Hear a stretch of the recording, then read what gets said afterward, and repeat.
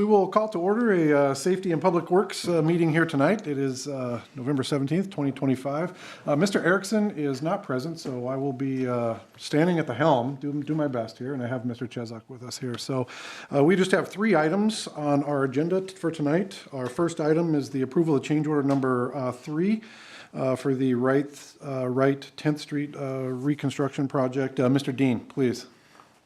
Thank you, Mr. Chair. So we have a change order request for some time and equipment.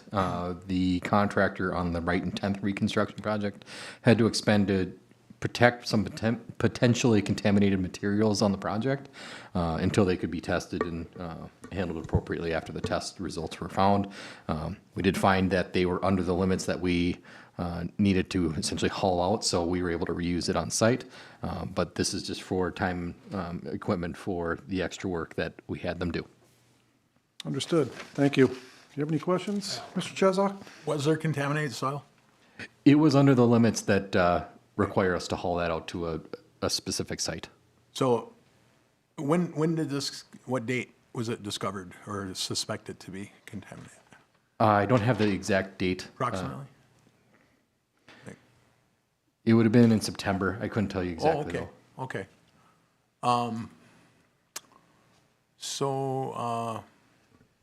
Yeah, I mean, it was like roughly 5,000 and change, right? Correct. We had our 53, staff 55. review the hours and equipment to make sure that it was appropriate for the amount of effort that they actually put into that And material. how many hours again? 4.5 with the crew. Okay. 4.5. And then the cost is based on the time, the equipment use and all that. Is there any removal or moving anything like the soil that was removed, or how does this? I didn't honestly. I didn't look at the change order too closely, so. Nope, it's just an hourly rate for each crew member on the job, as well as the equipment that was on the job. So there's not additional cost beyond what pretty much the hourly rate for the equipment and labor was. Okay, thank you. 5,000 and 5,300. Okay. Yes, correct. And Mr. Chezok, the work was found to be in accordance with our with the specification 1402 for extra work. So. And this is on the Wright Street project, right? Correct. Okay. All right. I'm not going to make a motion. I'm just going to ask that we bring it to council. Okay.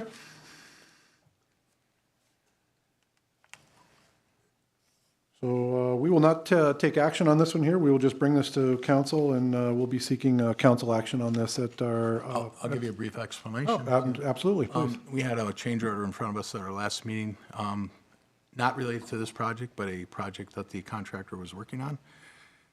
And our committee, 3 members voted to grant the change, and 3 members of the council did not. Our mayor broke that tie, I believe is how it went. I believe you're correct. And so I want to kind of gear a informal discussion kind of in regard to that.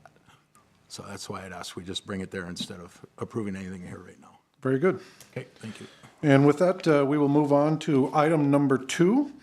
This is the consideration for the high-tech proposal for the City Hall Annex building. I believe Mr. Habegorst are going to give us kind of a rundown here. This is probably an item that has a greater discussion as a potential ending here as well. But Mr. Habegorst, please give us a rundown. Thank you, Mr. Chair. High-Tech has completed their proposal to provide improvements for the annex. It has been confirmed that we have $160,000 allocated for these improvements. Attached is High-Tech's proposal, and the completed, we're looking for the exterior of the building. We want to button that up and also complete some critical infrastructure such as electrical fire alarm services. If we use the Gordian program with Sourcewell, we'll start the improvements we could start the improvements this year, as Gordian has already completed the bid process and has awarded qualified contractors for the entire state of Minnesota. The cost to use the Gordian program for the annex improvements will be $13,506. With the Gordian program, change orders are controlled by that bid process because they've already been vetted through the Gordian process. If the city completed the bid process, we would use Woodseth as they've already been involved with the annex. They'd charge X number of dollars. I've reached out to them. I've emailed them. They're working on a proposal to give us what they would charge to build a scope of work for the contractors to bid on the work. Staff would then solicit contractors for the bid. The city council would award the contractor, and the project would start March, April of 2026. And then further, any change orders would be submitted by the contractor to move forward. Using the Gordian program with High Tech as a contractor, City Council would award the main bid proposal with the general requirements, windows, existing furnace startup, and the electrical fire alarm for a total of $155,249. It is recommended that any mechanical work be delayed until occupancy is determined. This is verbiage from the subcontractor, the mechanical subcontractor. So I quote, "If this is all that they want to do is keep the air from being stagnant, they could scratch the entire HVAC system upgrade along with the AC units. The two furnaces that service the upper level are new with newer AC units to go with them. Being they serve the upper level with the majority of where the heat is, the air could move around the building and sink downstairs where we could leave the two existing furnace fans running to help move the air around the building, as long as the building is not occupied.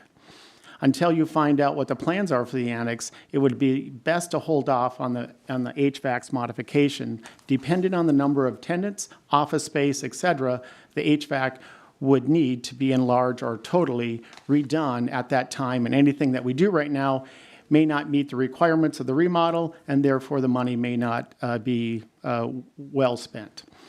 So recommendations moving forward, there's a couple options for the city council to review and consider. One is to select Gordian process and award the high-tech improvements with the following bid proposal. The original bid proposal is $155,249, plus we would recommend the first ad alternate, which is the subflooring, for $2,800 for a total of $158,049. The other option is to direct staff to hire Woodseth to develop a scope of work for bidding and then solicit a contractor for the annex improvements. Another option is direct staff to schedule a special meeting, workshop to determine the future of the building annex. And with that, James, Jesse, and I could take any questions that you have. Couple. Yeah, thank you very much, Mr. Habergorst. Yes, please, Mr. Chazak. Okay, so if we hired Woodseth, they would essentially be doing the estimate of what the work would cost, right? Correct. So that has not been done, or was that Gordian? See, this is where I get a little confused on this. We never really had an estimate for this work. Is that correct? We didn't have an estimate, but we had a proposal from Woodseth with old numbers, and they would update that and then get more specific numbers with that. Jesse, is that about correct? Yeah, the numbers were very preliminary in the facility study. They would get more refined as you refine the scope of work, and they can kind of narrow that down. What you have before you with the proposal from High Tech, I believe that pricing is going to be under the Gordian system. That's generally the scope of work that you're looking for, so it's kind of a horse apiece So either way. what confidence can I or the rest of the council have in that price, being that there is really no estimate by any engineering staff that we've hired, other than something that's essentially quite outdated, right? I guess that's where my concern lies with this. I mean, I know we've done this with the library, it's currently underway, right? Or is that? It's almost done. correct. Final Libraries- walkthrough is I'm next gonna week. ask you, you've been on top of that, right? As much as I can, yeah.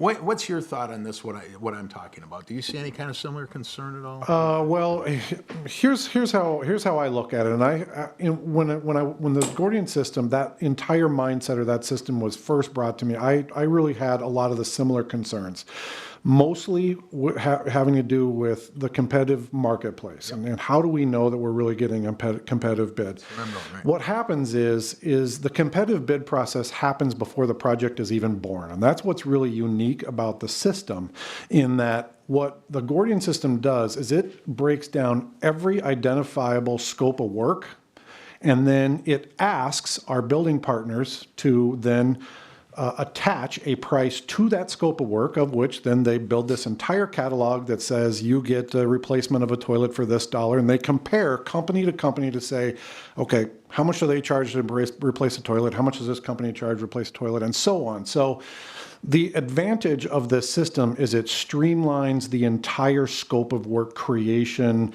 paying an outside service to go through a project, identify the scope of work, create the plans, create the project, and put it into a document that then we can slide across the table to 2 or 3 competitive builders.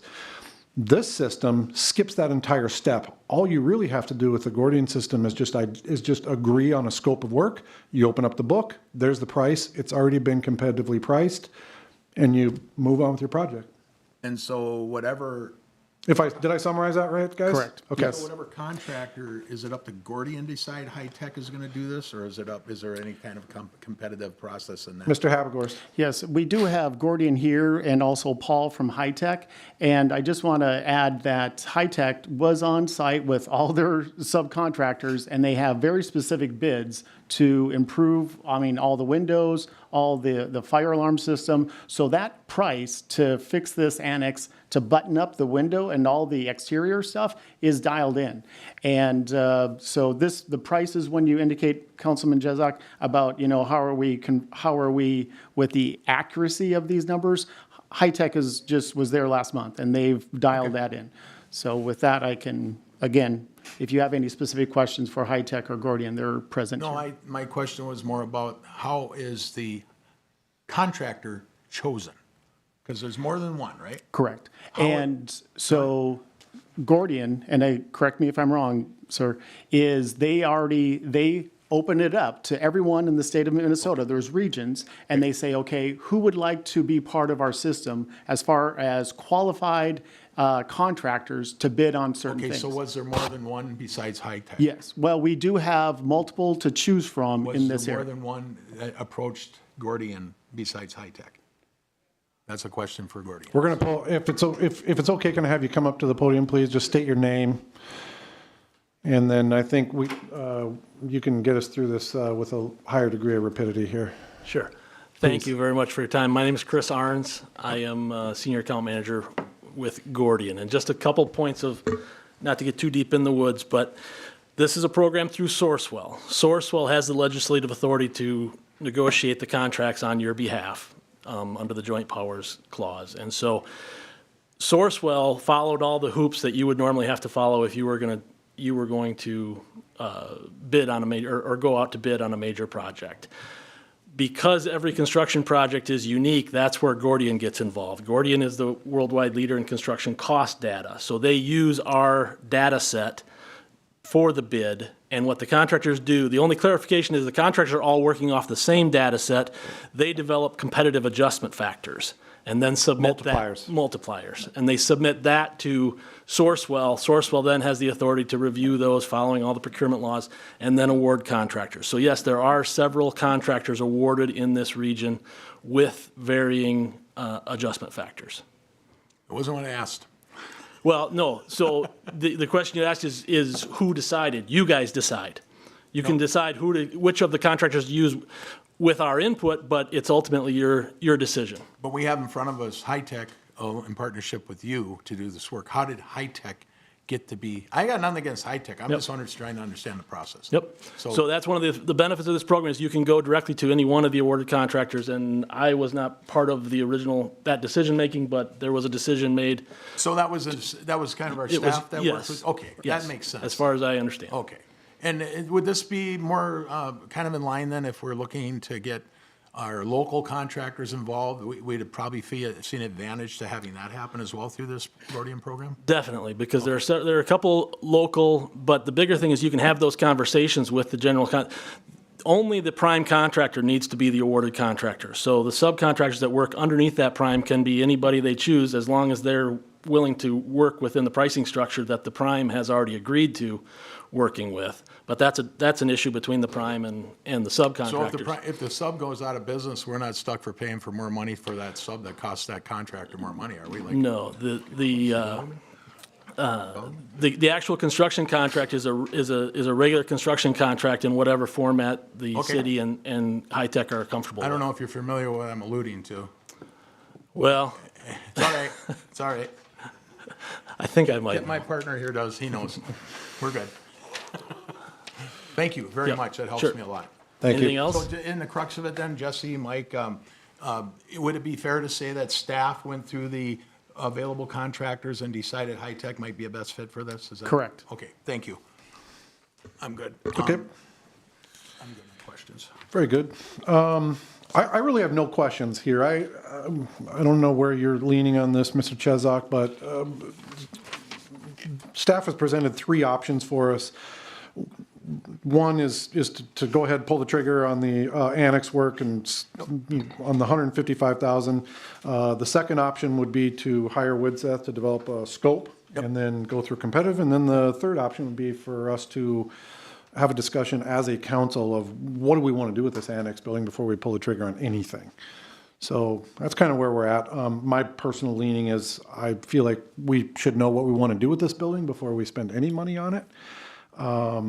But that's just where I'm at on that. What's the time sensitivity to this dollar price in front of us using Gordian? Can anybody answer that? Is there an issue with delaying for a month or two? About 30 days. About 30 days? Then things might change on the price? The bids are locked, those numbers are locked in for 30 days. Most construction stuff is. So we could see an increase if we wait 60 days? That's possible? Yes. Okay. I'm leaning towards you. I'd like to move that we, if you're okay, that we go to council and determine a date to have more of a discussion, and if the council would rather go something opposite, they can tell us as much. I will second that motion. Do you have any other discussion on that, Mr. Chesak? All right, hearing none. All those in favor signify by saying aye. Aye, opposed, same sign. Very good. We will move on to our third item here, which is active code enforcement. Mr. Kramvik, can you give us the rundown on what is going on over here Yes, thank you, Mr. at Chair. Rosewood Street, please? Yep. So staff is bringing one property before the committee for review tonight. 1209 Rosewood Street has significant issues with their shingles. Obviously, you see a lot of deterioration and cupping. They have not contacted staff to make the arrangements, receive the $100, $200, $300 citation.